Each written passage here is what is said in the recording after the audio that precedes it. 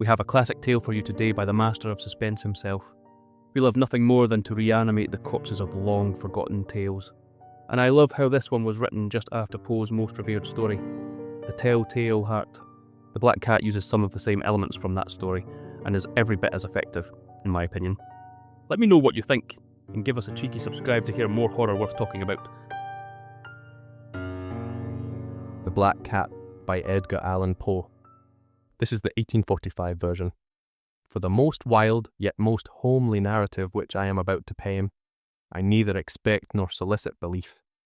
Mad indeed would I be to expect it, in a case where my very senses reject their own evidence.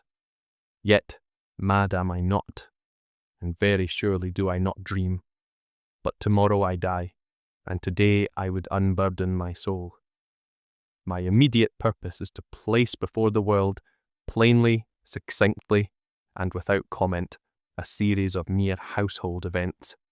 In their consequences, these events have terrified, have tortured, have destroyed me. Yet I will not attempt to expound them.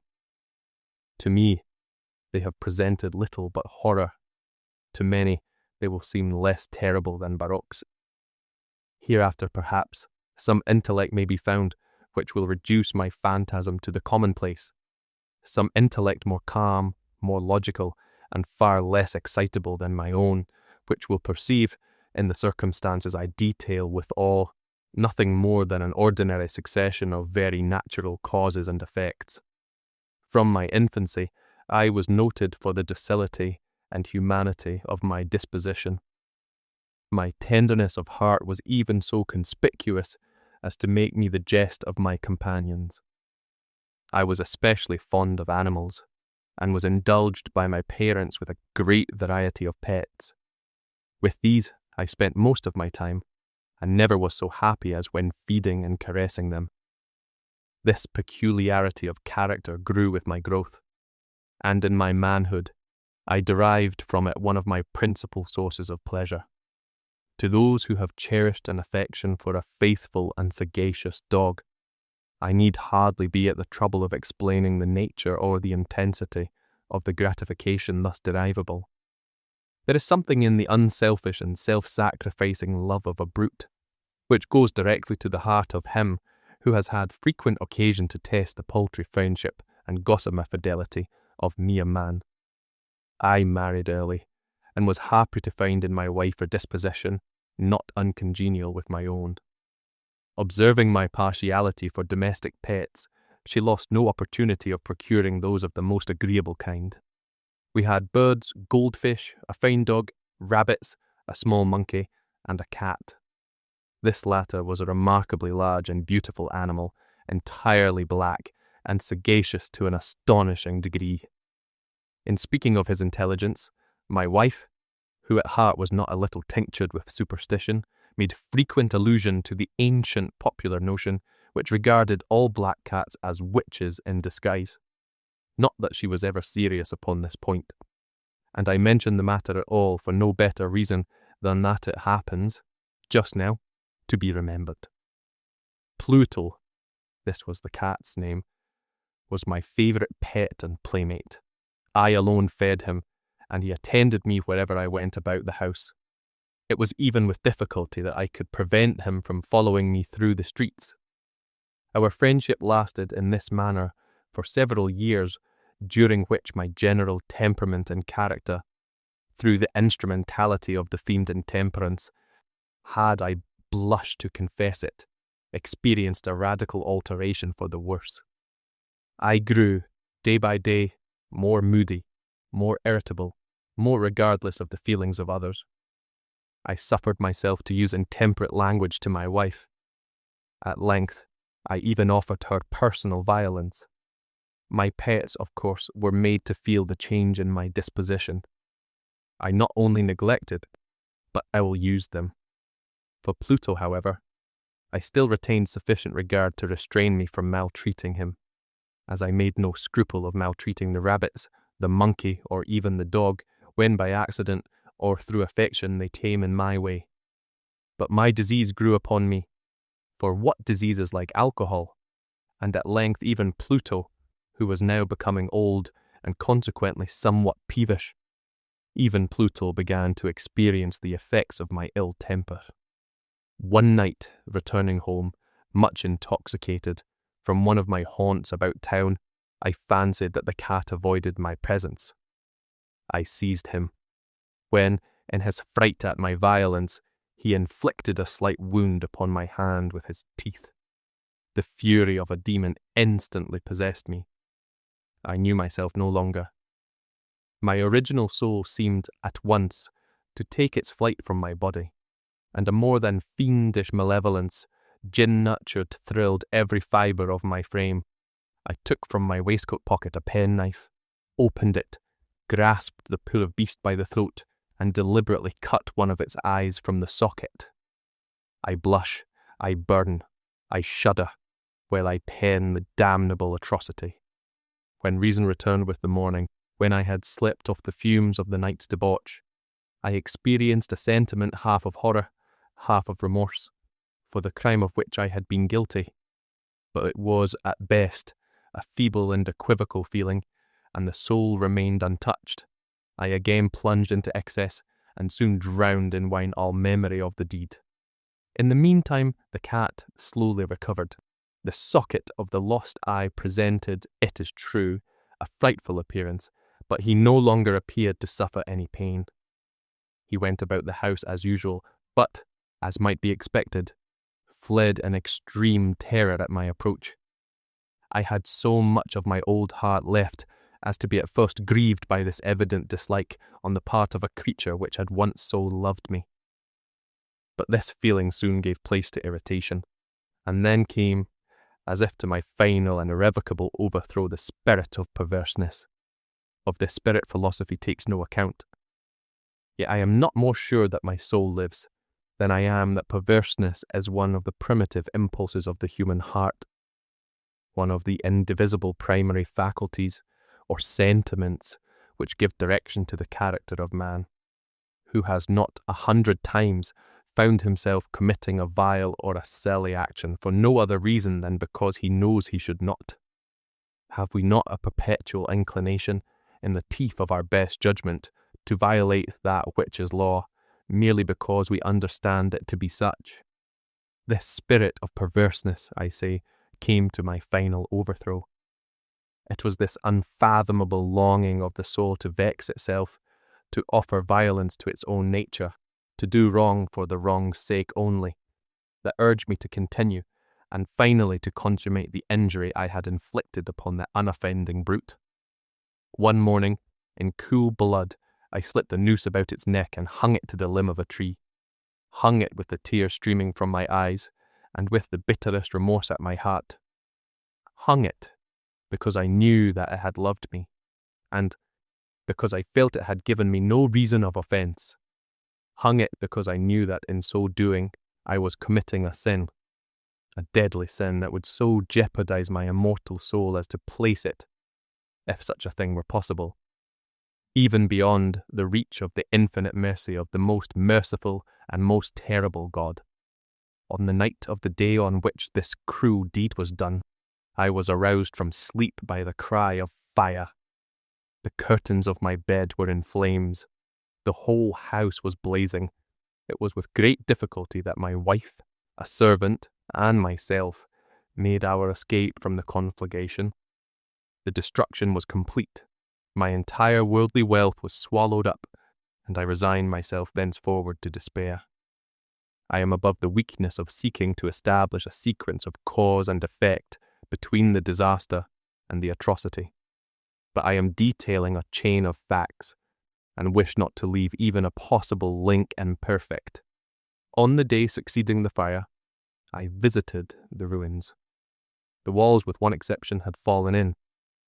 This exception was found in a compartment wall, not very thick, which stood about the middle of the house, and against which had rested the head of my bed. The plastering had here, in great measure, resisted the action of the fire, a fact which I attributed to its having been recently spread. About this wall a dense crowd were collected, and many persons seemed to be examining a particular portion of it with every minute an eager attention. The words "strange," singular, and other similar expressions excited my curiosity. I approached and saw, as if graven in bas relief upon the white surface, the figure of a gigantic cat. The impression was given with an accuracy truly marvellous. There was a rope about the animal's neck. When I first beheld this apparition, for I could scarcely regard it as less, my wonder and my terror were extreme. But at length, reflection came to my aid. The cat, I remembered, had been hung in a garden adjacent to the house. Upon the alarm of fire, this garden had been immediately filled by the crowd, by some one of whom the animal must have been cut from the tree and thrown through an open window into my chamber.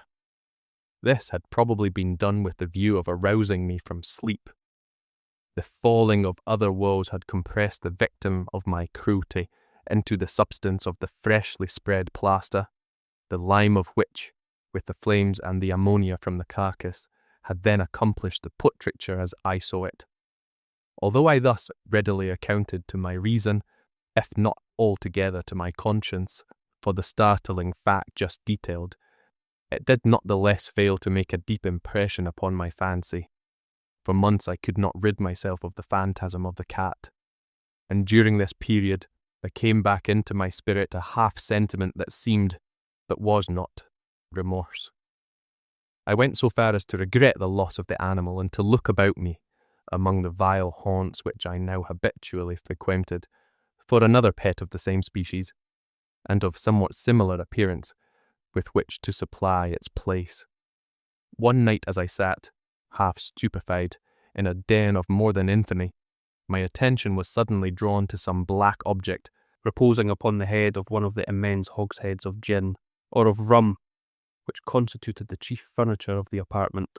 I had been looking steadily at the top of this hogshead for some minutes, and what now caused me surprise was the fact that I had not sooner perceived the object thereupon. I approached it and touched it with my hand. It was a black cat, a very large one, fully as large as Pluto, and closely resembling him in every respect but one. Pluto had not a white hair upon any portion of his body, but this cat had a large, although indefinite, splotch of white, covering nearly the whole region of the breast. Upon my touching him, he immediately arose, purred loudly, rubbed against my hand, and appeared delighted with my notice. This, then, was the very creature of which I was in search.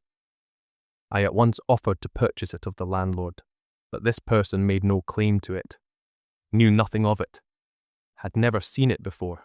I continued my caresses, and when I prepared to go home, the animal evinced a disposition to accompany me.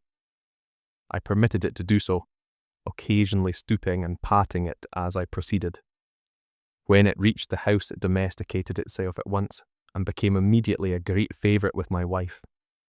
For my own part, I soon found a dislike to it arising within me. This was just the reverse of what I had anticipated, but, I know not how or why it was, its evident fondness for myself rather disgusted and annoyed me. By slow degrees, these feelings of disgust and annoyance rose into the bitterness of hatred.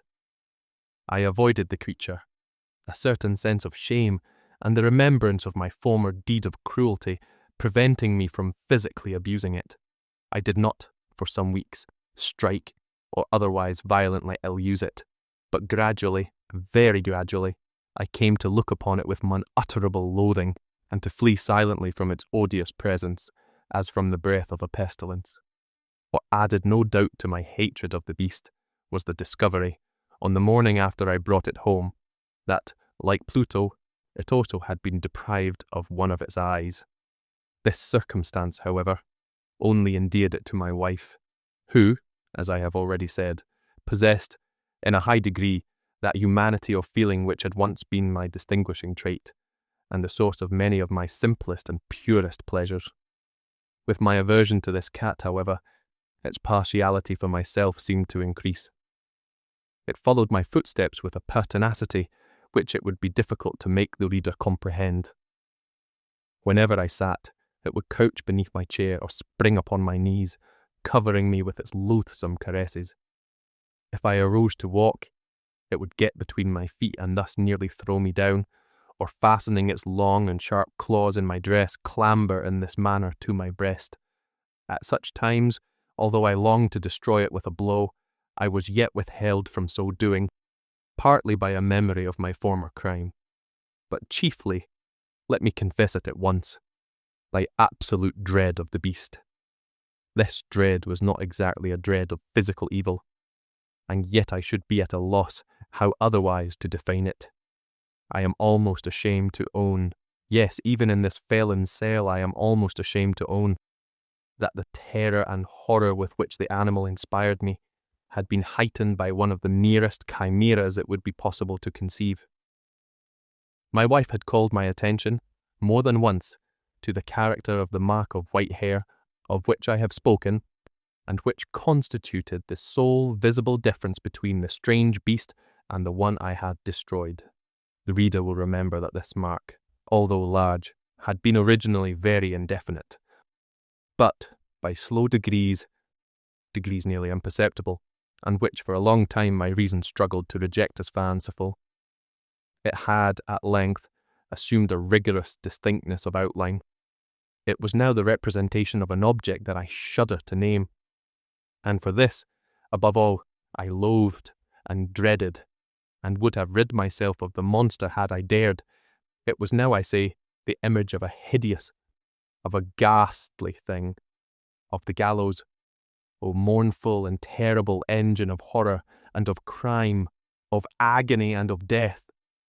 And now was I indeed wretched beyond the wretchedness of mere humanity, and a brute beast, whose fellow I had contemptuously destroyed, a brute beast to work it out for me, thorny, a man fashioned in the image of the high God, so much of insufferable woe.